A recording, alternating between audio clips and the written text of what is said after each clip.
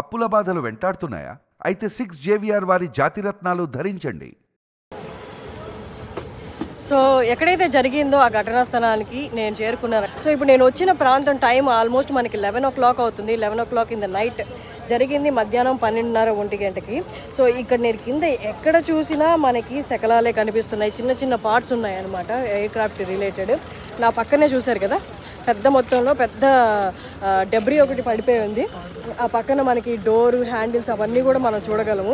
మీరు ఎక్కడ చూసినా మనకి పార్ట్స్ కనిపిస్తూనే ఉన్నాయి.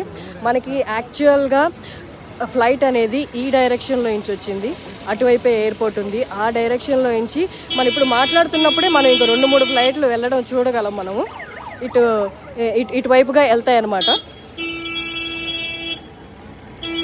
సో నేను ఇప్పుడు వెళ్తున్నాను కొంచెం ముందుకి, చూడండి. ఆ బిల్డింగ్ దగ్గర యాక్చువల్గా ఫ్లైట్ అనేది కూలిందనమాట. మనం పైన ఇంకా శకలాలు ఏదైతే ఉన్నాయో అవి తీస్తూ ఉన్నారు. ఆ బిల్డింగ్ దగ్గర ఆ బిల్డింగ్ మీదే కూలింది. అక్కడే భోజనం చేస్తూ మెడికోస్ ఎవరైతే ఉన్నారో హాస్టలర్స్ వాళ్ళు చనిపోవడం జరిగింది. అక్కడ కూలితే మీరు కొంచెం రైట్కి వస్తే ఇవి చూడండి బిల్డింగ్స్. దానికి దీనికి ఒక 100-150 మీటర్ల డిస్టెన్స్ ఉంటుంది. దాని పక్కన ఇంకా అలాంటి బిల్డింగ్స్ 3 ఉన్నాయి, చెట్లు అడ్డం వస్తున్నాయి.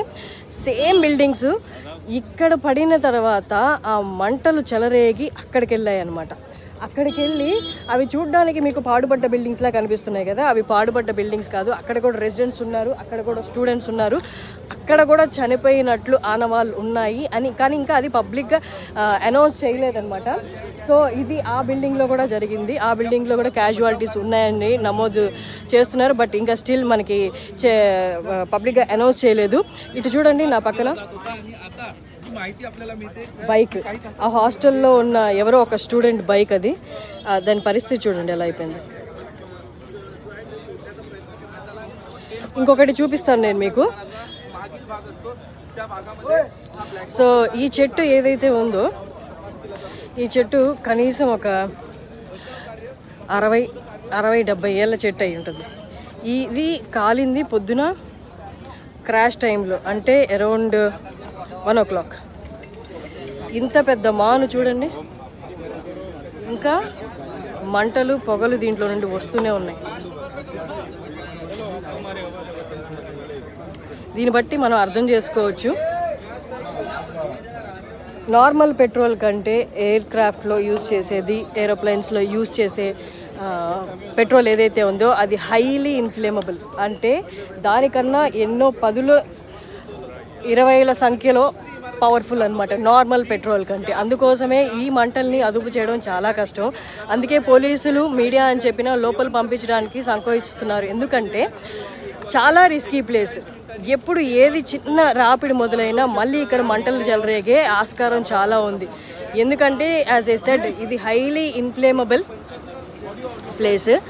అండ్ ఇంకొకటి, మీరు అక్కడ ఒక పెద్ద చెట్టు మీకు మాడిపోయి కాలిపోయినట్టు కనిపిస్తుంది కదా, ఈ చెట్టు నేను వచ్చినప్పుడు 11 o'clock అయింది టైము. 10:50కి వచ్చాను. 10:50కి కూడా మండుతూ ఉందన్నమాట ఈ చెట్టు. నేను వచ్చినప్పుడు కూడా దీనికి నీళ్లు కొట్టారు, అది ఆర్పేశారు. మళ్ళీ మంటలు, అంటే ఇక్కడ ఇంకా సమ్మర్ అయిపోలేదు, అహ్మదాబాద్లో వేడిగాలు వస్తూనే ఉన్నాయి. ఆ వేడిగాలులకి మళ్ళీ మొదలయ్యి మళ్ళీ అంటుకుంటున్నాయి అనమాట.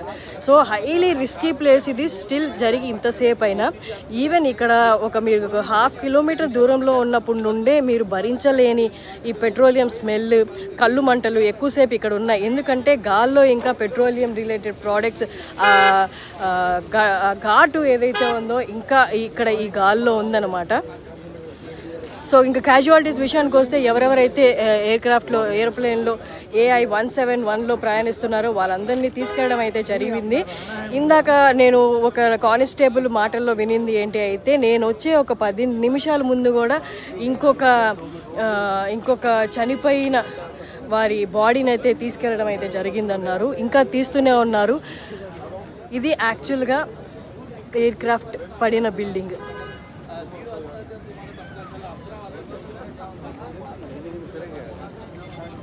చాలా భారీగా మంటలు చెలరేగాయి. డెబ్రీలు చూడండి.